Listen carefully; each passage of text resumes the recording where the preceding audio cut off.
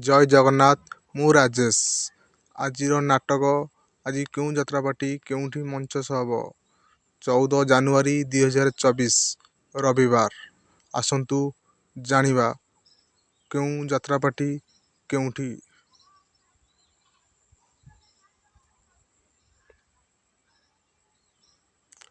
ତୁଳସୀ ଗଣନାଟ୍ୟ ପ୍ରଥମ ରଜନୀ। ଅନଳ ଢେଙ୍କାନାଳ। ଅଧା ରାତିର ସାଥୀ। ତୁଳସୀ ଗଣନାଟ୍ୟ ପ୍ରଥମ ରଜନୀ। ଅଧା ରାତିର ସାଥୀ। ଅନଳ ଢେଙ୍କାନାଳ।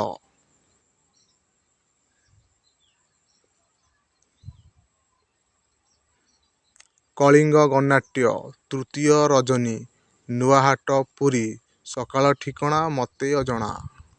କଳିଙ୍ଗ ଗଣନାଟ୍ୟ ତୃତୀୟ ରଜନୀ। ନୂଆହାଟ ପୁରୀ। ସକାଳ ଠିକଣା ମୋତେ ଅଜଣା।